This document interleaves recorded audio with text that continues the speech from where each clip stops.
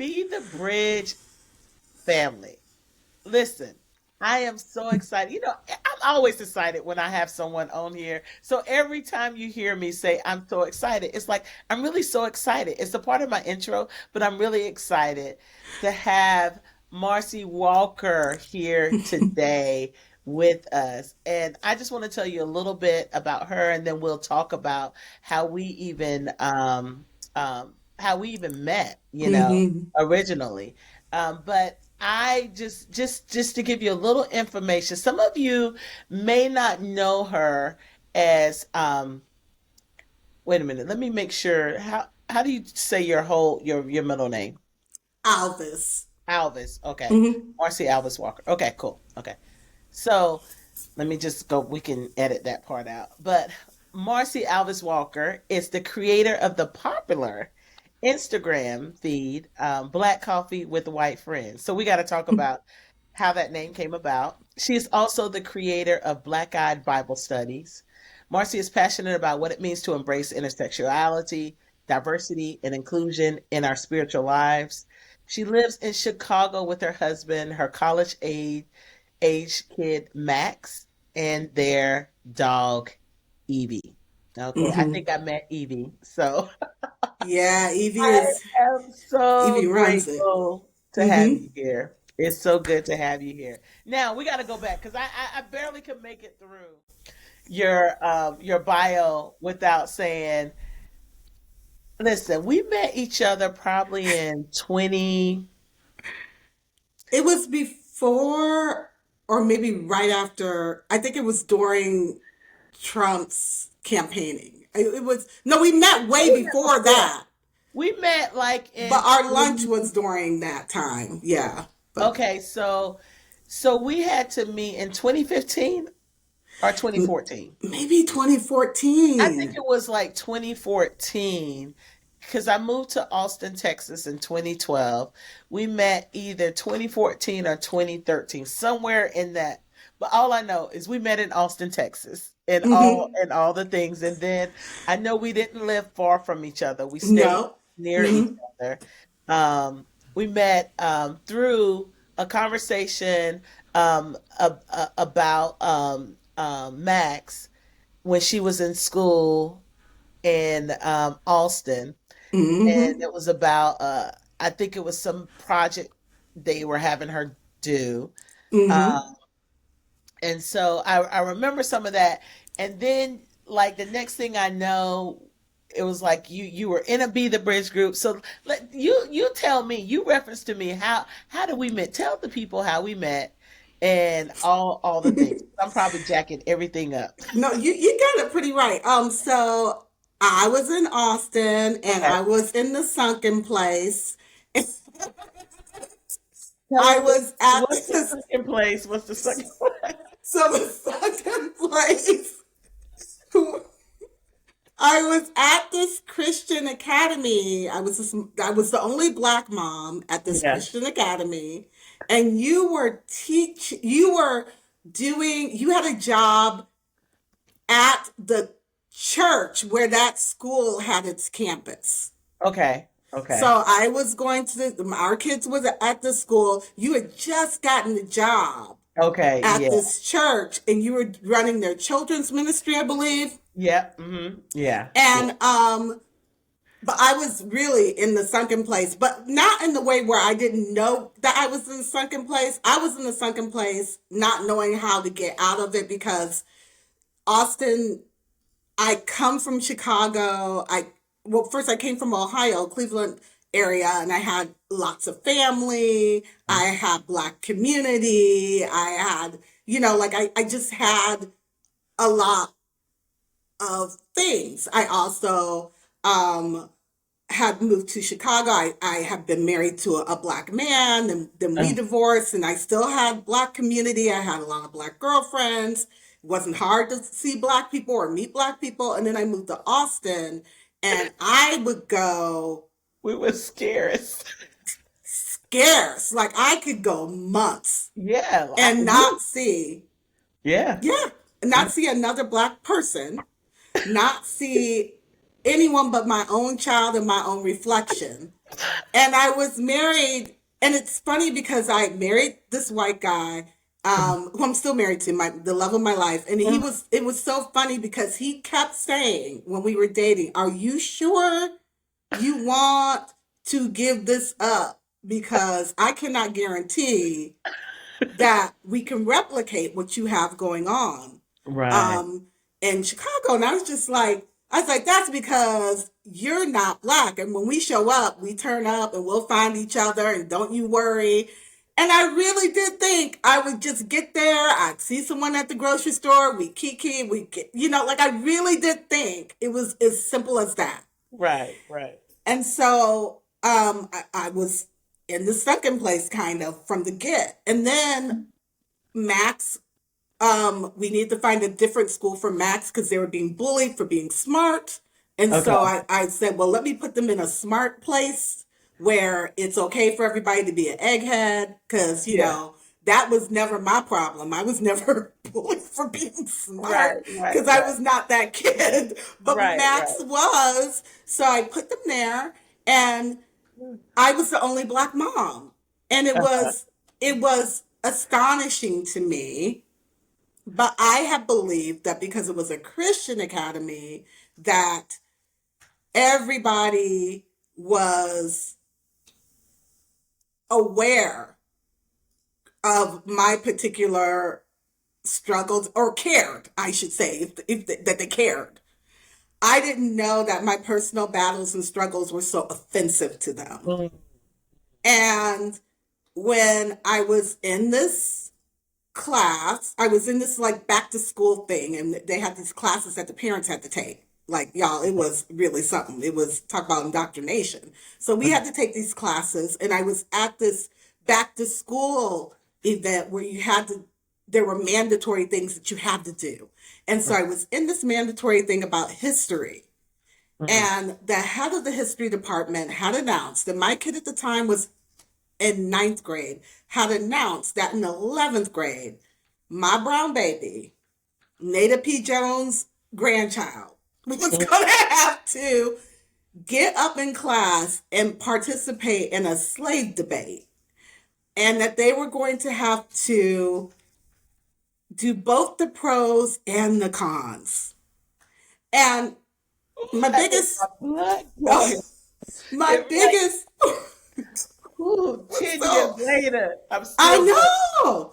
And my child is fine and it's still like triggering. So like I went home, my husband and I, we were really in a tizzy that night. I went Mm. home, I put in slave debates, and I was astonished to see how many came up. Very common. You don't see it so much now because, we've had this whole like reckoning, half reckoning, not Yeah. reckoning. Yeah. So schools are a little bit more aware, but I guarantee they will be making a comeback if Ron DeSantis has anything to do with it. So I didn't know what to do. And Mhm. all these people have been saying to me, white women, for like the past few months have been saying, I have this friend named Latasha, you two might like each other. And I was thinking, because I'm in the sunken place and I don't trust anyone. So I'm thinking, oh, you think I might like her because we're both black, and that makes me feel like I'm not gonna like her because you think I'm gonna like her, and I can't understand. But you were the only person, and I knew that you were doing Be the Bridge. Okay. So I just started. you Like, I think just started just it, started. Like, it yeah, wasn't even, I don't even think it had a full name at that point. Like, we were calling it Reconciliation Circle, the Circle. We were saying everything. It was like in the yeah. very baby stages. Yes. I don't even know if there was a name. The only reason why I knew that you were someone that I might need to reach out to was Uh-huh. because you had been part of the If gathering, Uh-huh. and it was your first year, and you Yep. sat at the table and you had the little elephant, and I Yep. was blew my mind that this conversation was even happening. Right. That's how long ago this was. It Yeah. never happened Yeah. before. Yep. And It then wasn't common until then. it Like, was not no one was really common. having that conversation. No. And No. it just tapped into what so many people were feeling and thinking, and it made a lot of women of color feel seen. Yeah. And you know what's so interesting about that, Tasha, is that I think that if these conversations were happening with white pastors and black pastors at Yeah. maybe they were doing reconciliation things, definitely for Hmm. Black History Month, definitely for Hmm. Dr. King's birthday. Yeah. But women within the church, this was not happening. And we're the Mhm. ones at the church all the Right. time. Right. Right. Then we have Yeah. this conversation. And so I sent you, I think I had your email from another, I can't remember the woman's name. And Uh-huh. no, I emailed your work email. I looked Yeah. you up. Yeah. Yeah. I emailed you because I already emailed and talked to my sisters, and my Okay. sisters are like zero to ratchet. Like that's just how they are. So they're ready to get in the car, drive from Ohio, come to, the Literally campus, raise a fuss. I'm like, no, I need y'all to sit back. bring the smoke. I know, because what? Because we cannot fathom like why anyone would think like Oh, that. It's shocking. oh my It's goodness. alarming. It's like it Mm-hmm. does. It makes you so angry. I Right. always have to use that Mm-hmm. analogy, like just where in Avengers, Mm-hmm. where the Hulk takes Loki and slings him, and he Mm-hmm. says, "You puny," he tells us, "You puny human." Like, Right, no, he said, exactly. "You puny God." He says, Yeah. "You puny God," and he just slams him. I was like, "That's the rage that you feel when you hear stuff like this." Right. But then it's like you have to come to yourself and like, okay, wait a minute, like you're in shock, and so the shock of it almost paralyzes you. It paralyzes you and you don't trust yourself. Mm. Because I'm thinking my next move has to both be um honest, true, and to the point, Uh-huh. but it also has to keep my child safe because my Yeah. kid's gonna have to I is the one that's going to have to suffer whatever consequence based on what I say and how I say it. I knew Yeah. that. I knew that. And so I emailed you and I think I said, you know, am I being a little too sensitive about this?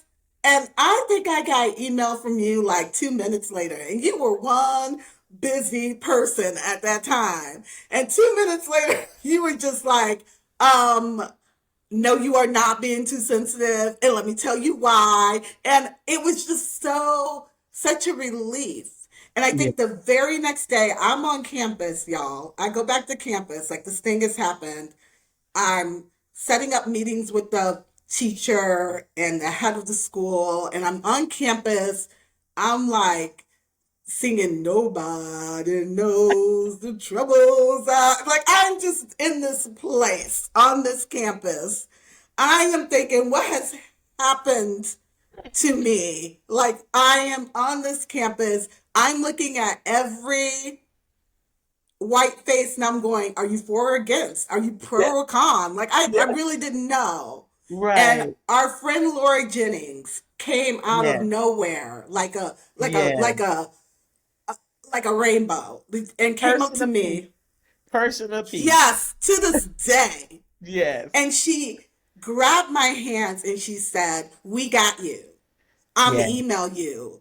Tasha told me to come and get you." And it was just I think I wept. I think I cried. It makes me want to cry right now Yeah. Yeah. because I was away from my people. I didn't have my Yeah. family. My husband, God bless, Mm-hmm. knew, understood 110%, but also knew I'm a white man. This is something that I Yeah. cannot fix for my wife. I can't be her voice. Thank God that he wasn't one of those men where he's going to go, tell someone about my experience. Mm-hmm. Mm-hmm. All I can do, and it was the hardest thing for him, he's like, all I can do is sit beside her while she speaks Mm. and validate everything that she's saying, which is not easy Wow, that's good. when you're used to being someone's ride or die, and you Mm-hmm. want to pop off and get in there. But he's also like, I want my wife to have her own voice Mm. because it would be very easy for me to say something and then to suddenly shift the conversation to him because Mm. he's a white male who's that supposed head of my house, which isn't Right. how we play at my house, but that's what they would have wanted. But Mm-hmm.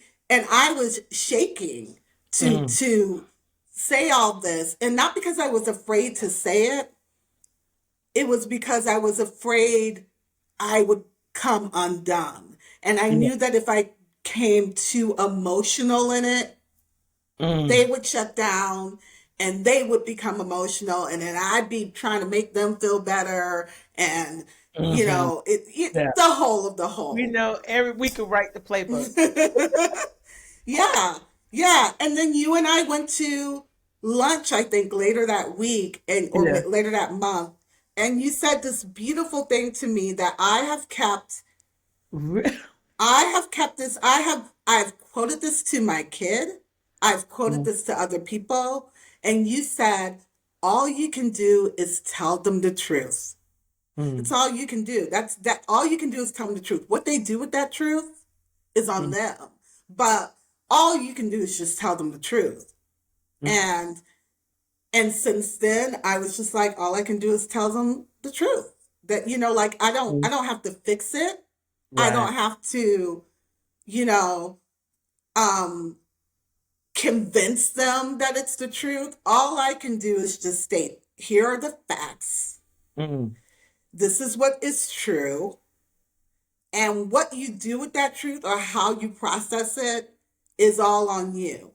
Mm. And it's how I hope I operate with my book, and even with Black Coffee White Friends, and even with Black Eyed Stories, because I always want to make sure that I'm just like, this is what they said. This is where that comes from. I can tell you how I feel about it, and you don't have to agree with my feelings, but you can't deny that, Patrick Henry said, give me liberty or give me death while he owned Yeah. black bodies. You Right. can't, while he had black Yeah. bodies in chains. You Yeah. can't deny that. You may not like my opinion of him doing that. Mm-hmm. You may think that it's something else, but you can't deny that truth, Yeah. you And know? even when I notice like even with the facts of that, even when we look at the secession documents, when we look at speeches by Lincoln, like all the Hmm. things, there's fact upon facts upon facts. We have receipts because history keeps receipts. Right, And people will gaslight you. right. It's really psychological warfare Hmm. that's happening now, where it's like you keep repeating a lie until people believe that lie, and you see that strategy with any kind of like, you see that when it comes to cults.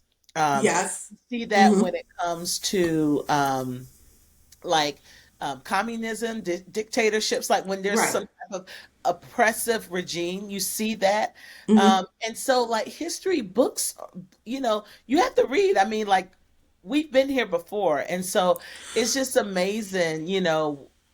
I follow you, and I see some of the things, and it's like facts upon facts. And I mean, and one thing that you do is you always use scholarly documents. You're not just Googling, Right. like, Right. Exactly. Yeah. and you're not just quoting someone else, but you're using scholarly resources, to back up the things that you're saying. But one of the things that, I tell our community and our team is like, you got to hold stuff like with open hands, and like, you give people the truth. And it's at the end of the day, you know, it may go in one ear and out the other. But, Exactly. and we don't transform hearts. Like I can't Hmm. change your heart. Hmm. Um, but I can give you this truth, or I can give you this information, and what you do with it, that's your responsibility. And so at the end of the day, your story will not be that you didn't Hmm. know. Your story will be that someone told you and you refused to listen. And Yes. that's a different type of responsibility, and that's something different that you have to sit with, because there's going to be a lot of people that at the end of the day, someone tried to tell you, but you refused to listen, and we have to sometimes leave people in that for our sanity and for our health and for just the common good, But you mentioned your book, which is Yeah. coming May Yay. 30th, Yay. 2023. And it's Everybody Come Alive, a memoir of in essays. And so this is like, I think when this airs, it will be a little closer to that time. I know we're Yeah. trying to do it like a little bit before your book comes out. And I mean, first of all, you're such a brilliant writer. Like you are what Oh, I thank you call a so much. wordsmith. You are a wordsmith. Like it's just a gift. And then this thing, it's like you meet all these people that have all these things bottled up. And sometimes it just takes this moment in time or just the connection with other people and it just comes alive because I think this happening to your kid was like a catalytic moment for you. It was like a turning point where, okay, I'm trying to fit in this space, and this is like I have to use my voice, and I'm so grateful, just the thing there, like you said, a lot of great things in the sense of you weren't alone in that, Mhm. because there are people of peace around. There are Right. some people in most places. Like I believe that there are some Mhm. people that are like-minded or that people that lead with empathy rather than apathy. People who Mhm. are willing to listen that can help in those times, And Mhm. but I know there's places in our country where people feel alone and they have communities like yours and like Be the Bridge where they can feel seen, and the internets Mhm. make us a lot closer, Right. so if you're listening to this and you're in a community like that where you feel alone, where you feel unseen, or if you feel like your family is being marginalized in certain environments, like there are choices for you, Mhm. and there are communities where you can feel seen. You just have to search those out, and so, because that is a lonely place. And then sometimes what happens in those environments is you just decide, well, I'm just going to try to fit in. I'm going to stuff everything, and that does damage. It does Mhm. damage. So tell us a little bit about Black Coffee with White Friends. How did that even come about? Like I remember, like, during that time you were in the very early stages when we started Be the Bridge groups, Yeah, I was. you know. I I think before that, I've Oh, always written. I used to write Max letters all the okay. time. I Uh-huh. wrote a lot of letters to Max about my faith because Okay. I wanted them to know. This is the thing. When you have Yeah. a teen, once they hit 13, they ain't trying to like hear you. Right. They're not. I mean, they Mm, are, but they're not. It's okay. mostly that's where it changes. You Hmm. become the listening agent. They're talking to you, but it's all very one-sided. They're just telling you, they'll give you the drop. It's usually when you're ready to go to bed and it's like 9 o'clock at night, and then they want to tell you about their whole day and how it fits into the whole of the universe. 10 o'clock at night. And, you know, I started writing when Trump was running for office. I wanted Max. I didn't have that from my mom.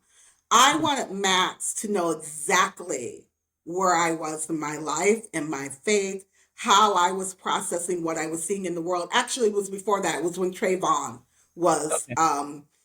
lynched. I Yeah. When that happened, I wanted Max to know that I Mm. saw and I see, right? Mm. And I wasn't sure if my mom saw what I went through as a kid because Mm. there wasn't a lot on the record. So I started writing these letters to Max, and I would.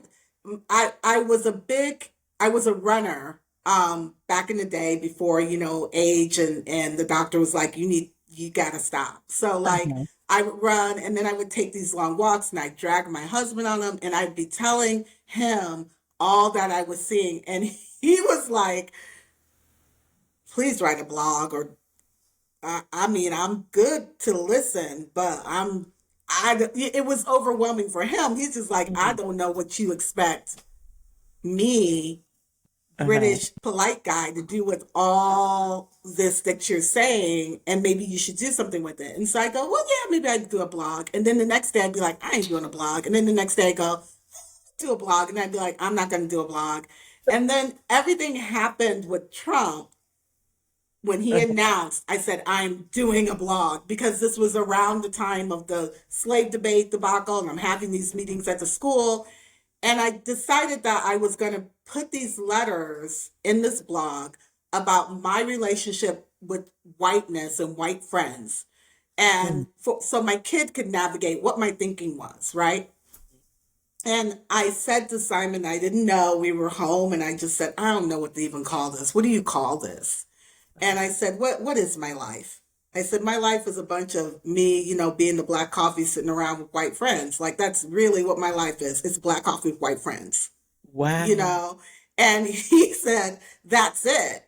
And I said, oh no, I'm not trying to, cause I was still, oh, maybe my head was above the sunken place and the rest of my body was still in the sunken place. Like my thinking was clear, but my actions weren't there yet. And it felt too far to call it that. And now I look at it, I'm like, it's so benign. But I thought it Uh-huh. was super radical. And so I did it. I named it that. And my husband's a topographer, and he did the cover of my book. Yeah. And so he's like, if I make you a really, really cool logo, will you promise me you will name it this? Because Wow. I think, his thinking was, I think you'll feel more confident and you'll be more honest if you call it what it is rather than try to. I was like thinking, I think one of the titles was Luminous Things with Marcie Walker. Like it was all like this kind of like where I could kind of still be hidden.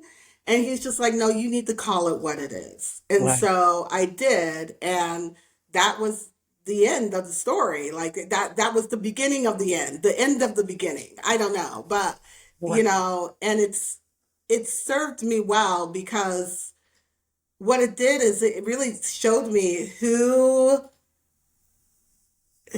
was open because Yeah. I got a lot of flack from a lot of moms at that I school know. I and know. even my mother-in-law on just the title. Not anything that I had written or, and it wasn't like I was writing anything terrible, but Uh-huh. they were just really offended. Uh-huh. And they weren't offended by the black coffee part. If I had just named it black coffee, they would have thought that was beautiful. Think Uh-huh. about that. It was Mm, because I called them white friends. They didn't mm, want to be a white friend.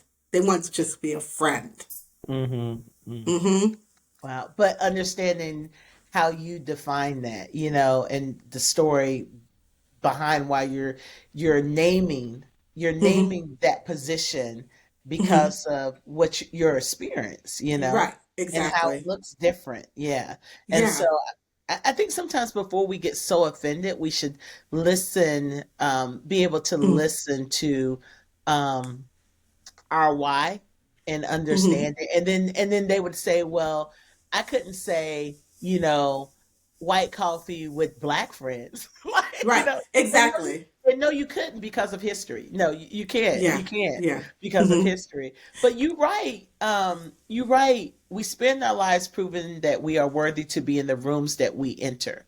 But only one qualifier should be required for us to enter and exit rooms: human. But this is not the world in which we live.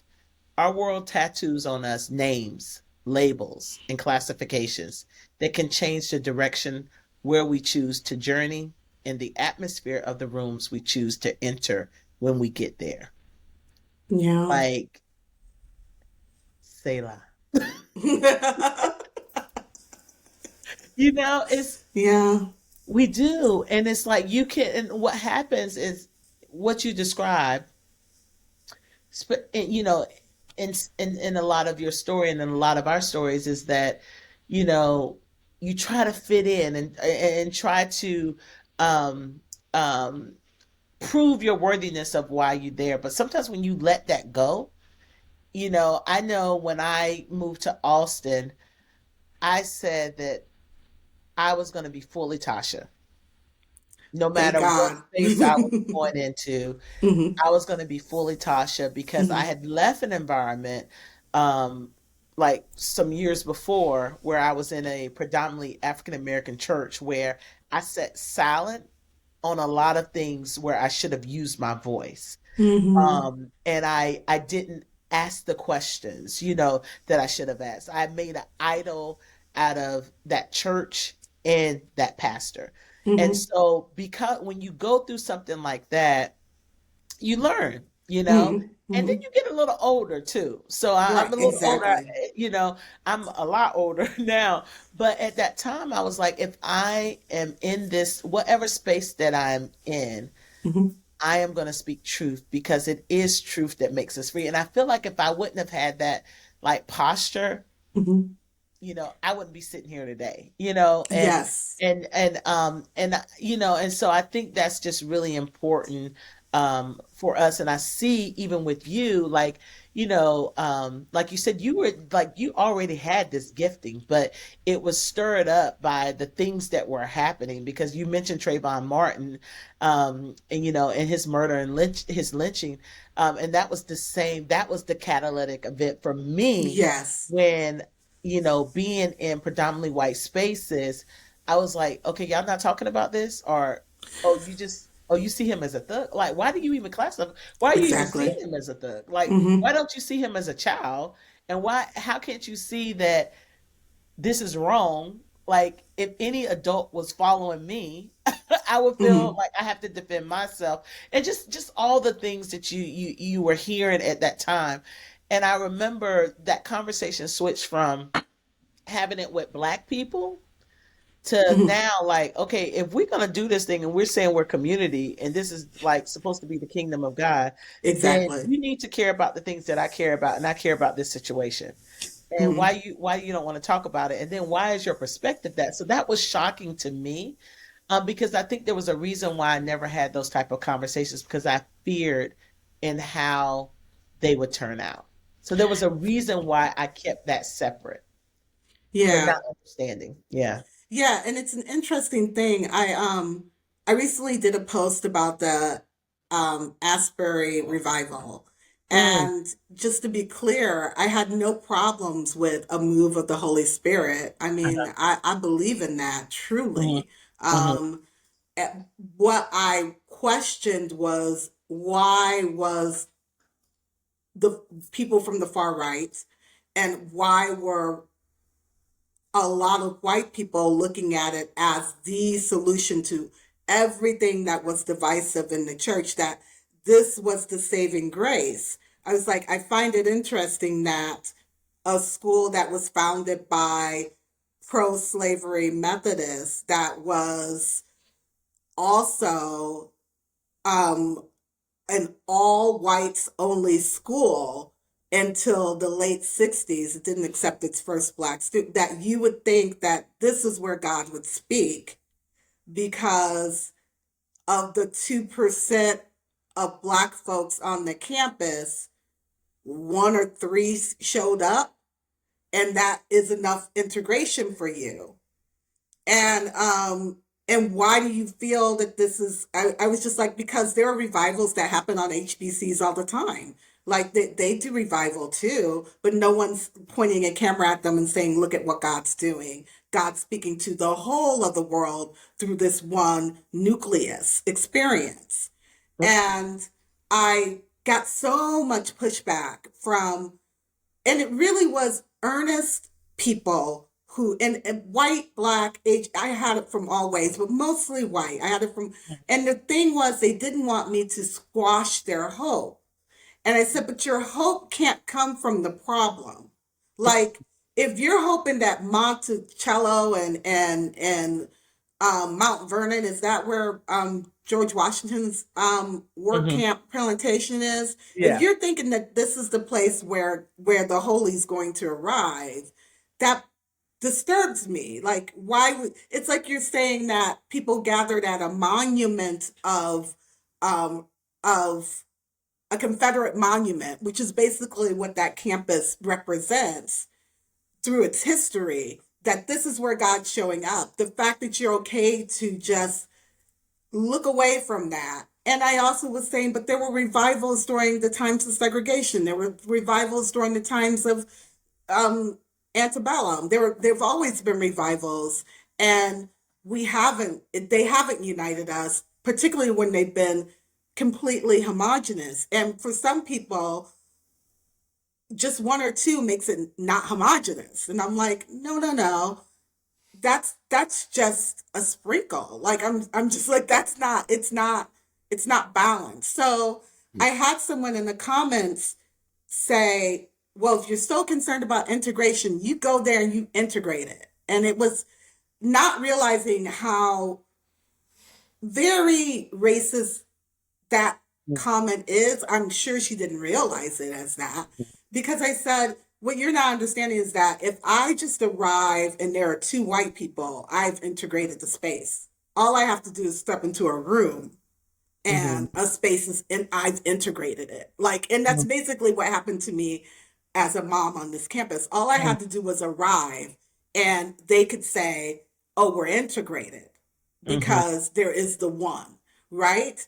And Hmm. so I think when we come into rooms, any woman can say this. It's like, Hmm. if you are the one woman on the board, if you're the one woman who's part of the management team, if you're the one woman who works in a field that usually is all male, Hmm. a lot of rooms will check the work off as being Yeah. done.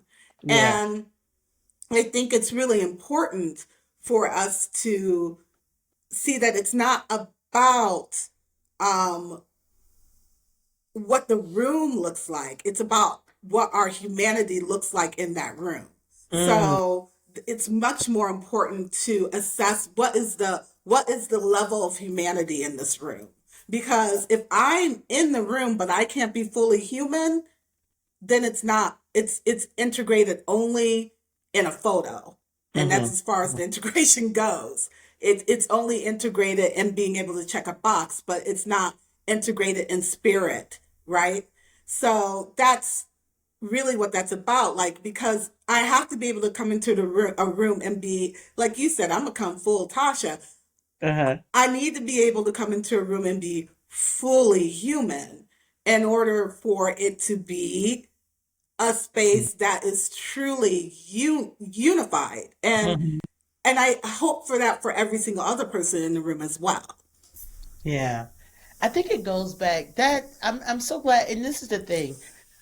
I'm so glad that you're saying that, and whether some people agree with what you're saying or not, you have the right to say that, Mm-hmm, and mm-hmm, to really challenge the thought process, because it does. And sometimes this is the thing, sometimes we're sensing the same thing, but most people can't articulate the way you just articulated that. And then when you hear it, you're like, God, that's exactly what I was feeling.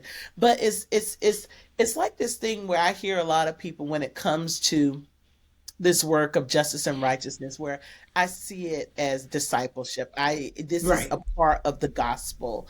And I don't separate that. Like, you know what I'm Mm-hmm, saying? I mm-hmm. don't separate that. But then when I hear people say, we're just gonna teach the gospel. And I'm like, Yes, first of all, so you're saying this is not the gospel. That's what how I interpret it. But right. then you're saying, like, okay, we haven't been teaching the gospel for how many years? Like, Yeah, exactly. and what has that done? Like, when you Mm-hmm. just frame it like that, um, when you just frame it like that, it's like, what are you missing? And so I think some of that is is where people feel like, see, if we just focus on this, everything is going to be okay. But we've always done that. Like we've Right. always done that. And just with Hmm. anything else, you're going to name sin. You have Hmm. to name sin. And Hmm. and so in naming that, what's wrong with naming that? So it's just Hmm. those things. I think just getting it just makes people uncomfortable, and what we're seeing is just the discomfort that people are feeling, and then also the disengagement. Like there's a lot of disengagement now, that you're seeing, especially over since the what we call the summer of, I like the way you put it, um, half reckoning, somewhat reckoning. I'm gonna Yeah. reckon, but then I'm gonna go back, and Right. Right. I Exactly. don't know I what don't know what what was going happened. on, but Yeah. to me, that was a part of a revival. I believe Exactly. that. I believe that Exactly. what was happening in 2020, when you Mm. look across what impacted not just America, but the The world, world. because Yes. God is at work in other places besides the United States. You know what I'm saying? Exactly. Exactly. And that impacted, like there were churches coming together, people coming together, people of all different ethnicities, Yeah. of all different denominations. I mean, all of them coming together, with this stance for justice and righteousness, and to really say we're going to lift up the marginalized. That shook people. That It shook really, yeah. it should put people Yeah. in power. And now, you know, there's, within 6 months, you saw this stepping back from that, Hmm. Hmm. because of, CRT and all the other things that people kind of gaslighted to what it Right. is. And, Right. woke is all these things that you see in this pushback. And I was like, that was like truly, and even when you see people who were non-Christians, that was happening for the first time, they were having hope, Hmm. and they were having hope within the Christian faith. Like, Ta-Nehisi Coates was one of those people that I saw Right. interviewing him. Right. He's not a believer, No. and see that it was penetrating his heart to see this oneness that Hmm. was happening. Um, he said, for the first time in my life, I feel hope. Yes. And that's something that he was very careful to say that he didn't have in his book. And Yeah. the thing that I find that I think really, really scared the establishment, so to speak, is Mhm. it was across economic Yes. economic communities, like poor communities, middle class communities. And Yeah. then on top of it, it was interfaith. So you Mhm. have Yeah. Christians, Jews, Yeah. Mormons. Yeah. You have all these people. You have Muslims coming out together. You have people using their platform Mm. to, and I think that's when it gets scary for them. Yeah. It's because it is a system, an established system that in its foundation, there has to be this separation of communities. Poor Black communities cannot be cool with poor white communities because that is the big challenge that could overthrow the whole thing and make the whole Mhm. thing topple down. So if you have this racial construct that keeps people separate, or if you have a faith construct that keeps people separate, and even in the Christian faith, there's a faith construct that keeps us separate even within our own Mhm. community. Mhm. Um, you can play these uh, dog whistles and you can play up to the ones that you know will vote for you, the ones who you know will support your cause, and you can keep that division and you can do it in the name of Jesus without people being able to see what it is that you're doing, because what they'll say Mhm. is that I just feel that we shouldn't talk about race because we're all made equal.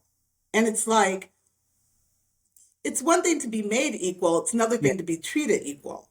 Mm, It's one thing to be made equal and then treated equal. It's another thing to have equity.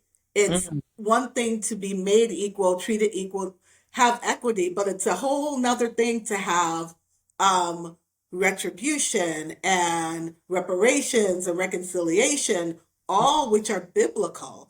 There's no way around it. They are biblical. mm, And it's interesting to me that, like, for one thing, mm. I love one of the things I think it's is missing in Moses' story, Okay. because I've been I love thinking a it. lot about Moses these Uh-huh. days, is okay, so Moses leaves, Uh-huh. but we forget that they didn't leave empty-handed. Mm, You know what I mean? yeah. Yeah. They didn't leave without their stuff. They Mm-hmm. didn't leave without family unit. Mm-hmm. I don't think people understand that when we were emancipated, when our ancestors were emancipated, they left without mom, without dad, sometimes without wife, without child. And you can go look in the National Archives, there are um, ads that Yep. they would pay to take out saying that they were looking for their family. Mm-hmm. So they were in the wilderness, they were in a wilderness of one. Yeah. And they didn't leave with job opportunities. They didn't leave with land. They didn't leave with a lot. At least, at the very least, Moses' people had the land of the wilderness. It Mm-hmm. wasn't where ultimately they were to settle, but they had the promise of land, the Mm-hmm. promise of something that they would call their own. And Mm. that is something that we had for a half a second, and then it was What? taken back. Mm. So I think we we we love to look to the biblical text to see all the ways that God has blessed, right? Mm-hmm. But we don't like to look at the biblical text to see all the ways that God has interrogated and corrected. Mm-hmm. And I wish that we were bold enough and trusted that our God truly is a God of mercy, a God of love, a God of justice. And Mm. justice is scary Yeah. because I always say, my new prayer is, Lord, I want justice, even if that means me. You know Mm. what I mean? Mm-hmm. Because that's how justice works. Justice Yeah. doesn't work. It's not, it's like, okay, if you are truly just, that means that that I too, my injustices that I've imposed will also have to be looked at, and Mm-hmm. I will have to pay for them. You know what I mean? And nobody wants that. I sure Right. don't. But that's when I'm just like, mercy's new every day. Thank goodness. So, Right. yeah. Right. And Right. I have thought, and there was a chapter in the book that I didn't put into the book because it Uh-huh. got a little, but one of the things is I'm like, well, in this country, God has been extremely merciful. I Mm. mean, there is no reason for anyone who comes from an ancestral line of enslavement to still have wealth. Yes. And Yes. that's not a blessing. I think it's Or a peace of mercy. mind. Or peace Yeah. of mind. Peace of mind. You I know, think it's a like, mercy. I think yes. that is God's mercy. Yes. I do Yes. not think I think that is God saying, what it should be is this. But Mm-hmm. because I'm merciful, and Mm. because vengeance in the end is going to be God's and God's alone, Yeah. um, that's where this lands. And I think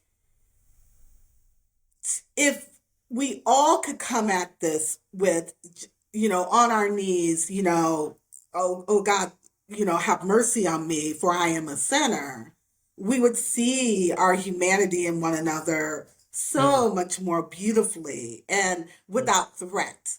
Yeah. Because and that the gift of mercy is abundance. It gives so much more abundance in the world. When you can be merciful, it's like, to me, the key to, and I think it's why Jesus is so talks so much about abundance, is that Jesus is so Mm. merciful. Yes. Yes. And we don't often like to talk about mercy. We like to talk about grace, but we don't want to talk about Yeah. mercy, and we don't want to talk about, God interrogating us. But I Mm. think that God does interrogate, and God is super merciful Yeah. in that interrogation. Man, there's so much. Oh my goodness. There's so much when you talk about just familial racism, the Yeah. manifestation of generational trauma that you talk about in your book. Um, you know, you even talk about learning from the examples set by parental figures.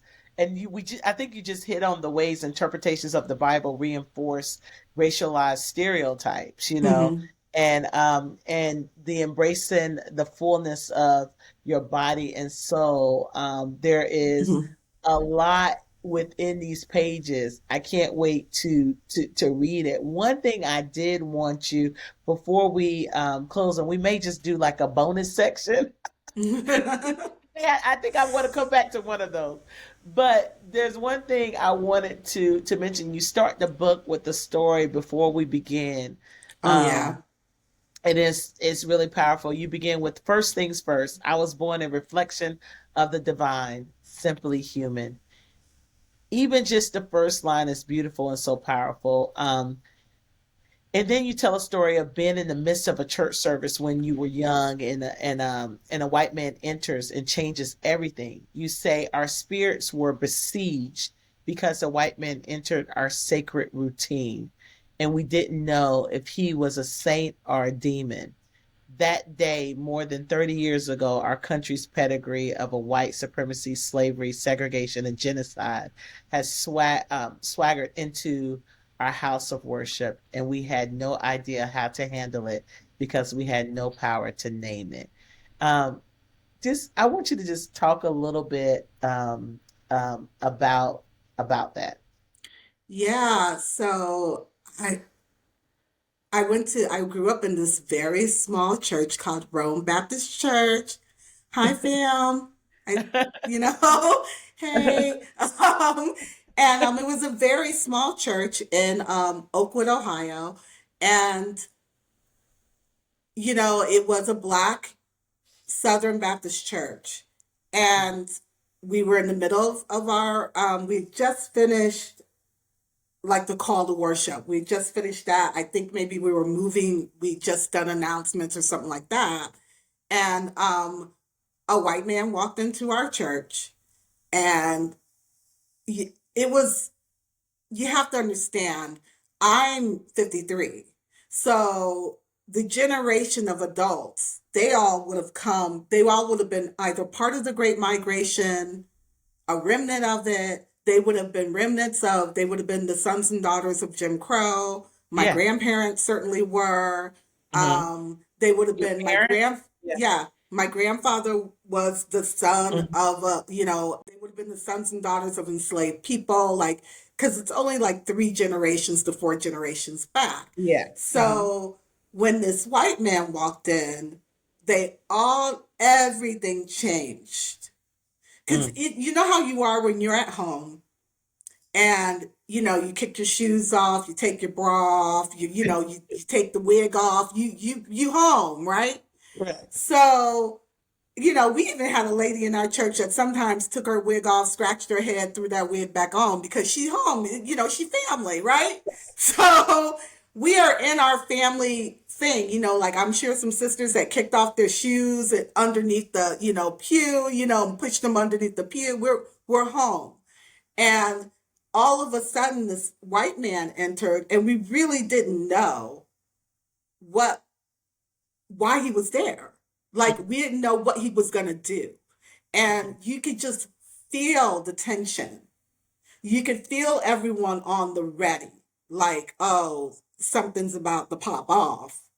And really, the only reason he was there was because he had heard the music through the window of the call and worship because this is back in the day, and it was a little tiny church, and Yeah. we I don't know if they ever got the air conditioning. We had a benevolent fund forever. I don't know if we ever got that. I hope, Lord, I hope the church got the air conditioning by now. They got the air conditioning. I Oh went my to God. college. We still didn't have the air conditioning. So Oh it my was a goodness. really small church of Yeah. poor people, not Uh-huh. wealthy people. So he came in, and they took him off to a side room and they prayed with him. But honestly, I hadn't thought of that story until Dylan Ruth Mm. went into that prayer meeting and massacred members of this church during their prayer meeting. I didn't even think about that until I saw that story on the news, and I thought that day back all those years ago could have gone a whole different way. Mhm. Mhm. The interesting thing about it for me is that I have noticed that when I come into a church that is predominantly white, there is a tension that I can sense. Like people trying to figure out what I'm about, why am I there? And then there's this overwhelming attention towards me. Everybody wants to save the one black person who walked through the door.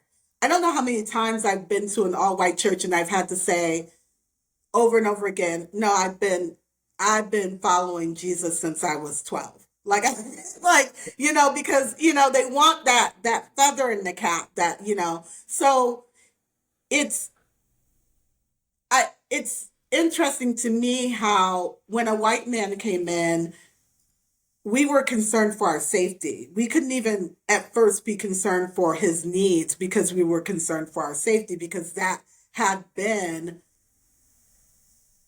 the history. There have Yeah. been many times that churches have been attacked Mhm.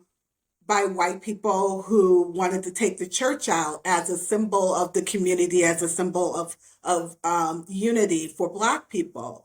And Mhm. so, you have the church bombings, you have church fires, it goes on and on and on.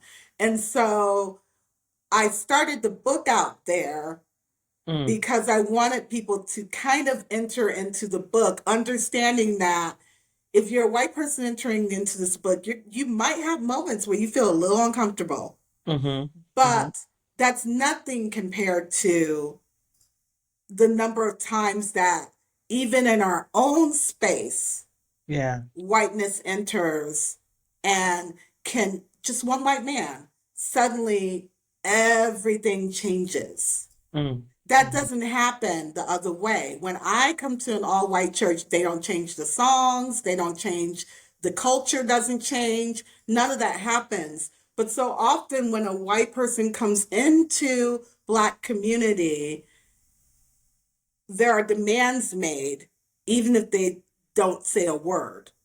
You know Yeah. what I mean? They draw all the air towards them, and the reason for that is that we are trying to secure our safety. It's not Mhm. that we're just trying to please them. We're just trying to make sure we're safe. And so the whole church service stopped. I have never gone to a white church and the service just stopped. Like this white man showed up and service stopped because we couldn't even move forward with our worship until we figured out what was happening, you know? Mm. So I think it's just a story that I'm to this day at 53 years old still processing how this still happens. And Mhm. I mean, especially after Dylan Roof, I would imagine that a small church anywhere in the South, anywhere in this country, if a white person just shows up unannounced, there's going to be a moment of, are we cool? Is everything good? Are we all good here? Mhm. Because we have this traumatic history that Right. we're supposed to not pay attention to. We're supposed to be colorblind to. But Mhm. we can't afford to be colorblind because when we are colorblind, we could get shot, quite Yeah. frankly. Yeah. Yeah. Yeah. I think, ooh, there's so much there. I have noticed that, in a lot of the historically Black churches that there's security now because of Hmm. that. That changed Hmm. uh, a lot because, I think there's so much there when, when you say like, I think there's always been this thing like when we look at that the Black community wants vengeance. We don't want vengeance. We want to Oh, be good. left. No. Like Yeah. and you can see that like just throughout history. It's just that we want the same things that you want. Hmm. We want security for our families. Right. We want to have land. We want to have economic, well, just and then many times to be left alone. In that sense. Exactly. Hmm. And so I think there's just so much there, and I think that it's like sometimes like in books, it's like we got to get people to pause and to think, and to take account and of what that means and how we interpret that and just the fact that you remember that story because like you and I we're just a few years apart and Hmm. I haven't crossed over yet but I'm about to cross over. Are you you about know to cross out? It's fine. The water's I'm fine. It's crossing over. warm. It's Mm. warm. Is it It's warm? warm. It's always at the perfect temperature. Let me tell you.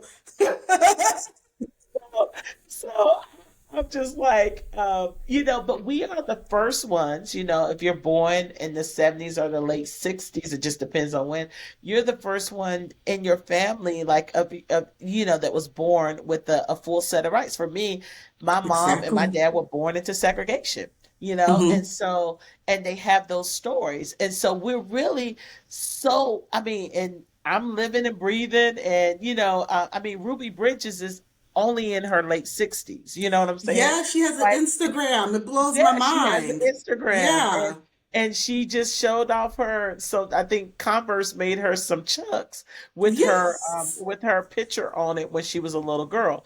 And so I'm just saying like this is very recent. And so it's very fresh in our history. And Hmm.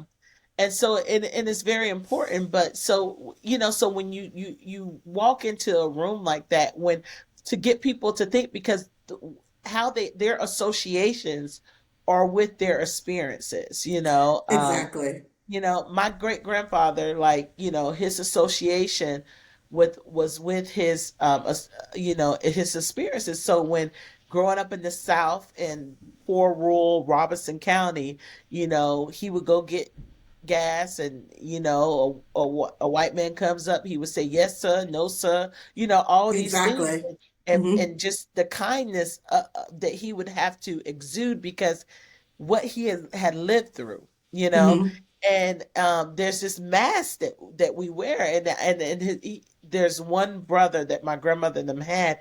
He wanted to get so far away from the South because he hated hearing his dad like grovel, you know, to white people. And what my great grandfather says to his son is like, boy, I gotta live down here with these people. Yes. I And heard that a lot too. I gotta Yeah.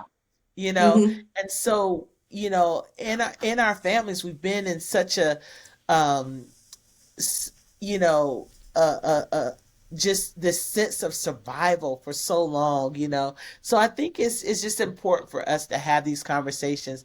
And I think it's an honor for those of you who are listening, my white brothers and sisters. It's an honor when we invite you into these sacred conversations, Yeah. when we invite you into our pain and our stories. And a lot of times that's for you to listen and to ask yourself, what is God trying to say to me in this? What is God speaking? What am I missing? And for you to process, and sometimes you need to process before you say something, before you hit the comment section, before you retaliate, or before you engage, and to kind of sit with it and Hmm. say, what am I missing? And then it's nothing wrong. I had a young lady who came into my comments in the DMs, and was the way she asked the question, she was really trying to understand. and I can sense the humility. We can sense the Right. Right. humility, You and can. I will engage that if Hmm. it's being led through humility. But then there's sometimes where people are just like, "No, you're wrong," you know, Yeah. and so it's just different with that. But I want to hear what are some things right now that are I ask everyone this because we're all lamenting about different things. There's a lot happening. What are Hmm. some things that you're lamenting right now, Marcy? It's funny. I was actually thinking about this when you were talking about your grandfather and Uh, your family, your parents. And so we have this generational trauma, and mm, how I wish I was thinking how many might be thinking, yeah, but now we don't have that, but we do. mm, The thing that makes me so sad that I'm lamenting is that my kid has the trauma not only of generations past for African American history, but also school shootings. And then they have Trayvon Martin, Breonna Taylor, Tyree Nichols, Mike Brown, Sandra mhm, Bland. All mhm, this happened. So they didn't escape that racial trauma, but also they have it that there's different trauma, and that trauma of mm, school shootings that I didn't have. And right. so I've been really grieving that because, I hope to have grandbabies someday. I've been Uh-huh. told I can hang on a lot longer, that's not going to be happening for a long, long time, which is fine. They're in college, they're doing their thing. Uh-huh. But I hope when it does happen, I I I'm already lamenting what will the world be like. What will the backlash be of all the advances that Mhm, my grandkid will have to pay for? mm, Because what happened with the Black Lives Matter movement, and I mean that not as the movement itself, but I mean that as in all the names, say her name, and right. all the our phones capturing, Yeah. actually filming lynchings. Um, that's a backlash of all the progress that was Mhm, made after Dr. King's death. So after Dr. King's death, the housing um, act got passed, fair housing got yeah. passed, and after that, the busing was, restructured, and then you and I were able to enter into schools that we may not have been Uh-huh. able to enter before. And there's a backlash to all that. We have all the stop and frisk and all the things that Right. came out of that. And we don't see for generations, for a good generation, what the Mhm, effect of that is. And the effect mm, is Trayvon, Sandra Bland, because mm, when Jim Crow laws were dropped, policing upticked. And so our generation, my generation, policing became, that's why you have, all the NWA and all the rap stuff that yeah. comes out. Yeah. And so, because we're responding to that backlash from all the gains. So I'm just Yeah. like, with every gain, I'm like, I'll be celebrating. I'll be like, ooh, yay, we got Juneteenth.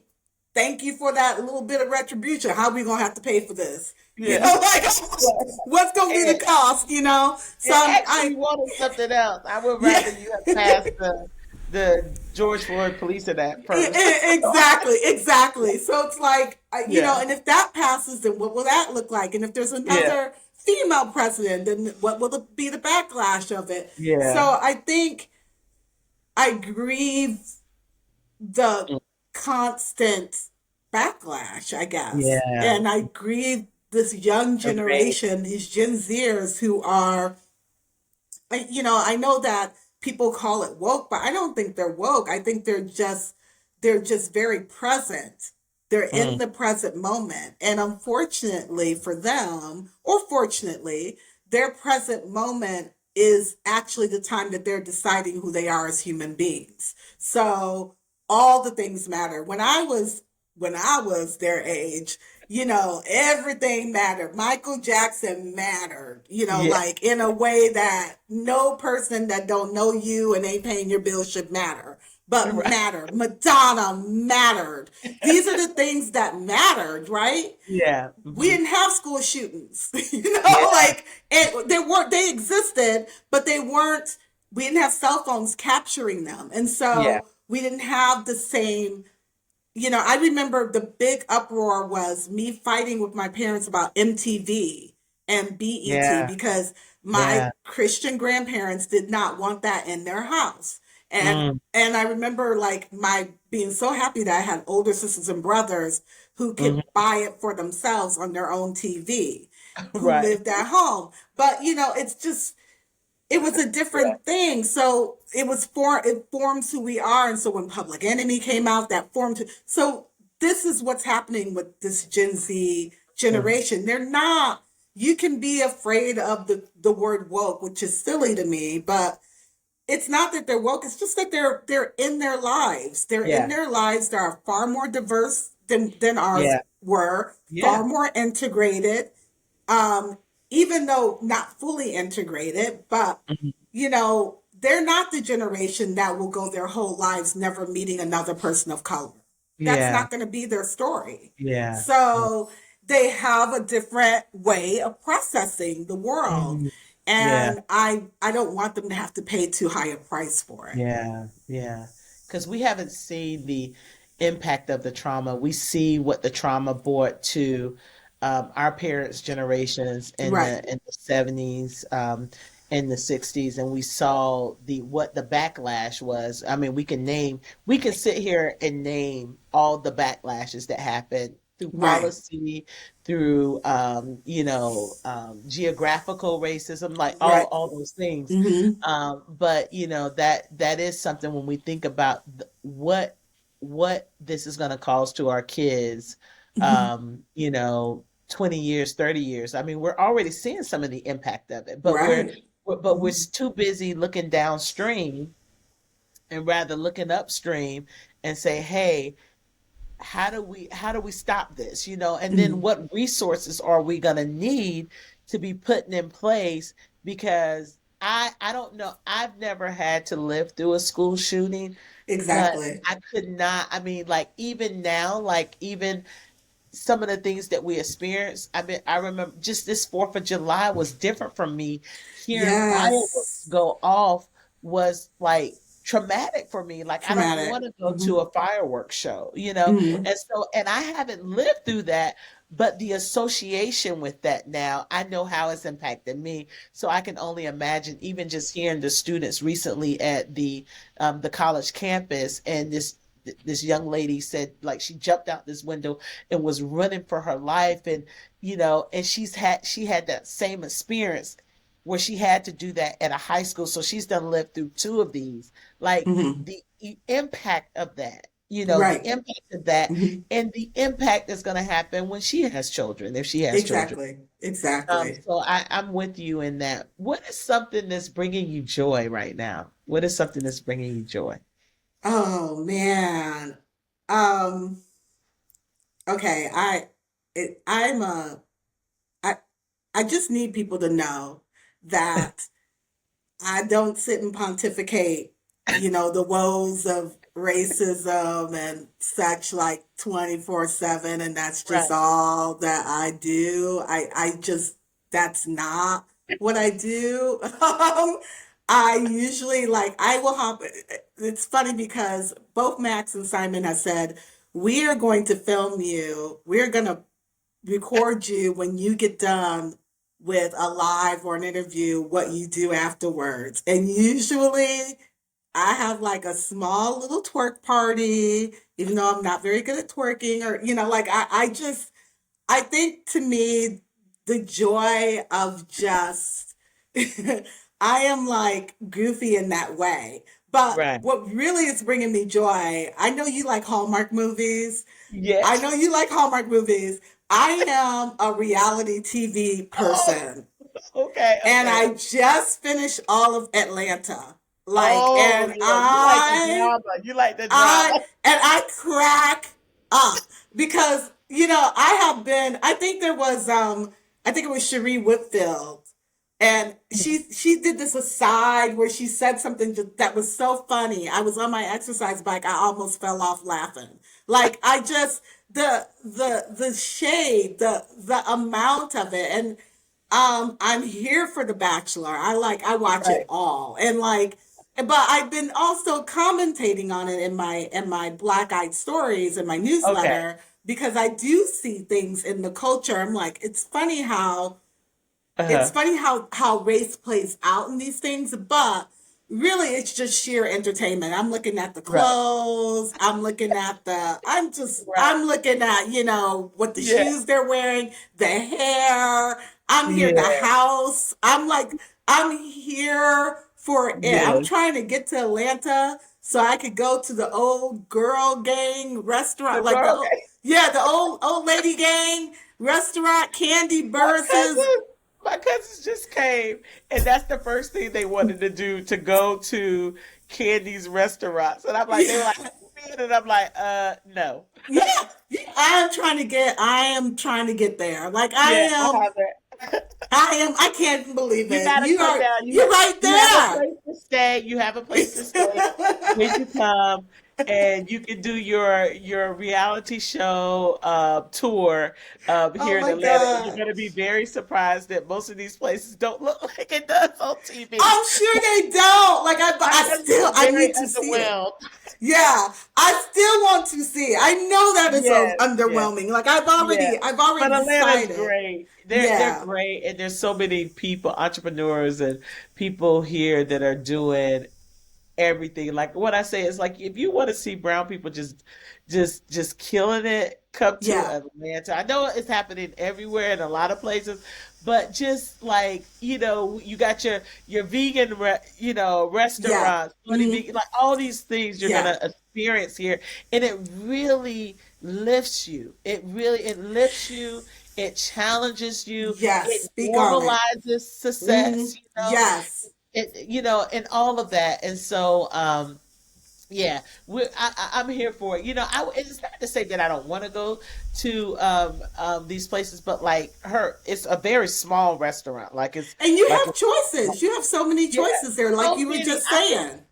I can Yeah, go almost a whole year and eat at just black owned restaurants. Like, yeah. you could go a whole year. And that's not even including like I couldn't even imagine the that. Yeah, Latin yeah. restaurants and the Asian, like I mean you can really just venture into Right. BIPOC restaurants for several years here, like when you start talking about ownership and just the different cuisines and different things like that here in Atlanta. So Hmm. which is really, and I know that's special that a lot of places don't have that. I'm pretty sure Chicago has Well, some where of I'm that. at does. Yeah. My neighborhood of Hyde Park is my other great joy. It brings me so much Oh joy.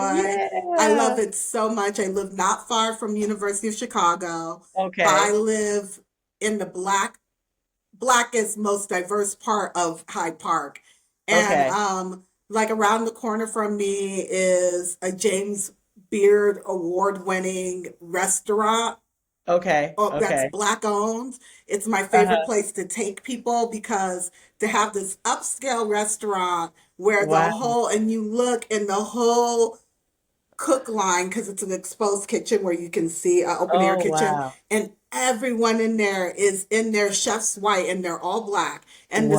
the servers are black and the sommelier is black and the artwork on the walls is black, and but everyone in the place is diverse, very diverse. Oh, You'll hear different languages. And then around the corner, I got a little po' boy place. And, we have uh-huh. our vegan restaurant that's black owned. We have a Okay. hamburger place. I need to So come there. you really do. I love it so very Okay. much. I love it. Like I in the summer I did this thing of reels where I just said I love my neighborhood. Like I would just film things. Oh. Like once we were taking the dog out for a walk and the marching band was practicing. And I Oh. was just like, like it was like Beyonce's homecoming, like on my Uh-huh. street, just like random. Like Wow. you just never know what What you gonna flavor get? you're gonna get or what you're gonna see when the poor boy Yeah. place opened. He hired like a New Orleans band to like sing it in, and people came Oh, out, and wow. so you have this, and I'm not leaving because I don't live far from the Obama's house here. I'm like blocks away, and they're Uh-huh. opening their library along the lake. Uh-huh. Like it will be Yeah. in walking distance to me. And when I found that out, I was like, oh, I'm staying here because this real estate gonna be going up. And we tried, so we're renting this condo, and we Uh-huh. tried to get the owners to sell it to us. We're like, you don't want this trouble. Come on, sell it. I go ahead And and they say were that. like, oh no, we're not letting go of it. So they're in on it too. We're like, dang it. Because they know what they got. So Yes, yes. I'm really, I can't I love my neighborhood so much Uh-huh. that I'm very careful about who I invite to meet me here. It's Oh, wow. such a treasure to me that it's like one of those things like, if you don't come to my neighborhood and you don't get it, you Uh-huh. can't come to my neighborhood. Like if I you love don't it. get that, yes, there's a man over there playing the saxophone in the corner. And yes, Uh-huh. the sister is singing Lauryn Hill on this corner. Uh-huh. You need to understand all, and yes, there's a group of old men, brothers Yeah. just sat outside of the Starbucks on the patio playing chess all day. Black Yeah. men playing chess all day. And like Respect it. Yes. respect it. Like Yeah. if you can't respect my neighborhood, I you can't come. We had the funniest thing happen. I'll tell you this story and you can cut it out, but it cracked me up so hard. Um, so Max really wanted to get their hair dyed pink. Okay. And Uh-huh. so luckily we live, like finding a hairdresser in Austin was a whole thing. But Yeah, so yeah. here it's like you just wherever you spit, there's somebody who does hair, nails, what you need, right? They got you. So we found the salon not far from our place. Like I put it in Google Maps thinking we gonna have to get in the car, drive an hour away. I forgot that I'm in my neighborhood. Of course it's all gonna be right here. So Yeah. Max got their hair dyed pink and it Huh. was fly as I mean it was so pretty. And so we're walking from the hairdresser and there is this table of aunties. They don't know us from Adam. They see Max and they're like, baby, oh baby, come on over here. Who did your hair? They're like all up in my child's hair. Like I just gotta respect. Cause these the aunties. They're just Right. like, ooh, ooh, look at the shade. And then one's going, girl, I could do that. And they're like, girl, you can't do that. You can't do your hair like that. Who are you talking about? You would not look good like that. Oh, girl, I think I could rock this. And it was so funny because then we were just stood there, the three of us, because Simon's with us, and Max is Yeah. just like, because they hadn't dismissed us. Like Uh-huh. we're like, they Right. hadn't told us we could. So And just then walk one of away. them, yeah, and then one of us said, oh, you can go, baby. Y'all have a good day. And we left. And they're Right. out there all the time. When I tell you that when I walk that way, I make sure there's not one ashy knuckle. I make sure my hair is straight. Trying to be called out by no No, auntie. it was all you. You know, Yeah. they will, because Oh I've my. seen them do it. I've seen them offer lotion to people. I've seen these women like ask people, like, tell young men, why did you just spit on the ground? The Oh, ground is yeah. sacred. That's the Lord's ground. You don't spit on the ground. And so I, Auntie Shade. It's called Auntie Shade. yes, it has been such a blessing just to Oh, have this wow. kind of community that will Yeah. take my child, Yeah. and my child's head was so big that day we could barely fit it through the front door because the aunties had given the blessing and said, yes, your hair is correct. And you Oh. couldn't tell that kid nothing. That kid came in and spent out probably a good 3 hours doing nothing but taking selfies. So, you know, I need to see one. I need to see one. Oh my you goodness. need to I come need be to part see. of it. Yeah. Oh my goodness. I love that. But like I can hear the joy in your voice when you talk about that. And just Oh us my having gosh. that experience when you're able to connect culturally, it's just a beautiful thing. When I was just in Illinois, I spoke at a school there Hmm. and they brought in one of the local colleges that has a gospel choir. So I heard Mm. gospel choir, and then I saw the gospel choir, and it was like predominantly all white choir. And then I was like, oh, maybe they just meant choir. So I'm just Hmm. thinking like, oh, they just meant choir, and I just Hmm. kept walking. And I saw the choir director was a black man, and I was like, oh, that's so good that Yeah. there's choir. Cool. And then I was like, so I didn't have any expectation they were gonna sing gospel music. And Right. so the choir gets out there and it was like the old school like 90s Dang. gospel like Yes. Yes. Like some Mary Mary. yeah, it was like the I can't look I'm dating myself, but like it's like the old gospel. And they were, and you know what? And they were enjoying it. They were Yes. smiling. They Yes. were rocking on beat, Yes. and Yes. and all that. And I was like, and I don't know why it made me emotional, Marcy. Like when I had to come up Yes. It's after that, amazing. and I was like, why is this thing touching my heart? And I think what you because you see sometimes your culture, like your worship culture, rejected so much, and Right. to see it embraced and Right. see that just this diversity engaging in what your people have created and enjoying it, and the audience enjoying it, and this choir director being able to be fully himself in that moment, it just brought so much joy, to my heart. So I feel you. Like I see you. I'm so glad that you are where you are. So And glad. I'm Yes. so excited about your book that is about to come out. And this Yippee. again, let's remind people of the name Everybody Come Alive. And this is a memoir of essays, and it comes out May the 30th. And this is Marcie Walker, and she is the person that is behind Black Coffee with White Friends, and she also has a blog that you can I think like a Patreon you have that where you do your Black Eyed Bible stories, right? Yeah, Yeah. it's Substack, and I Okay, so changed it to Black Eyed Stories because sometimes I want to talk about the other stuff. racism I see on Yeah, Bachelor, yeah. and I can't necessarily connect it to the Bible, but we need to talk about it. So You cannot unsee. You cannot unsee. You cannot so unsee. yeah, you'll get some culture, you'll get some Bible. Who knows Yeah, what I'll be talking okay, about? okay. Yeah.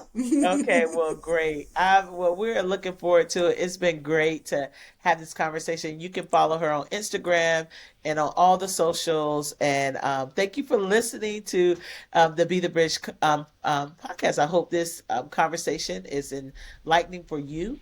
If it was challenging for you, that's okay too. And if it was a little uncomfortable for you, that's okay too, because we oftentimes have to sit in discomfort. I tell people all the time when I go into a place, just think about it. You may be uncomfortable with what I'm going to say, but this is a Black girl on a stage in a predominantly white space having to say some things. And that I really shouldn't have to say, but I'm So having to say it. So who's really uncomfortable, mm, And so let's just really think about that. So, I hope you sit in that. And I think a great practice when you hear stuff is to really say, what may God be trying to get me to hear, you know? mm, And just mm, if we do that pause, sometimes that pause would begin to speak to us, when we pause. But sometimes we quick to say something. So we try to teach people and be the bridge is to really listen. Just the discipline of listening and learning. Did you Google that before you asked me? mm. Did you read a book before you asked me that question? So I'm so excited about all that is happening in your life, and just to see you be fully yourself in this. I'm telling you, if we go back to like 2014 and we just Oh my think through goodness. God has Mm-hmm. done and where Mm-hmm. God has brought us. Like, Mm-hmm. it's just Mm-hmm. amazing. I'm always in awe, like, wow. Mm-hmm. Because I know it's God, because it's definitely not me. Yep. Definitely Exactly. not. Exactly. Is, Mm-hmm. so you continue to keep up the good